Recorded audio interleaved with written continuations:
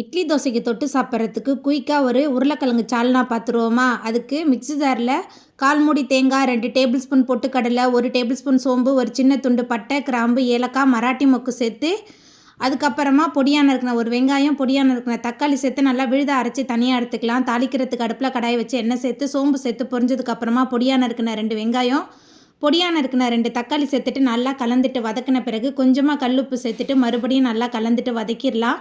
வெங்காயம் தக்காளி நல்லா வதங்கி வந்த பிறகு 1 டேபிள் ஸ்பூன் இஞ்சி பூண்டு விழுது, கூடவே கொஞ்சமாக கொத்தமல்லி, கொஞ்சம் புதினா சேர்த்துக்கலாம். அதுக்கப்புறமா குழம்பு மிளகாய்த்தூள், மஞ்சத்தூள் சேர்த்துட்டு நல்லா கலந்துட்டு வதக்கிடலாம். மிக்சியில் சேர்த்து அரைச்ச விழுது சேர்த்துட்டு நல்லா கலந்துட்டு வதக்கிடலாம். எல்லாமே சேர்ந்து நல்லா வதங்கி எண்ணெய் பிரிஞ்சு வந்ததுக்கு அப்புறமா இதில் தண்ணி சேர்த்துக்கணும். நான் மிக்ஸி கழுவி அந்த தண்ணி சேர்த்துருக்கேன். வெங்காயம் தக்காளி வதக்கும் போதே கொஞ்சம் உப்பு சேர்த்துருக்கேன். இப்போ கொஞ்சமாக உப்பு சேர்த்து நல்லா கொதித்து எண்ணெய் பிரிஞ்சதுக்கு அப்புறமா வேக வச்சு மசிச்சு வச்சுருக்கிற மீடியம் சைஸில் 3 உருளைக்கிழங்கு சேர்த்துட்டு நல்லா கலந்துட்டு கொதிக்க விடலாம். நல்லா கொதித்து வந்த பிறகு நல்லா சுட சுட இட்லி தோசையோட பரிமாறி பாருங்கள். ரொம்ப சூப்பராக இருக்கும்.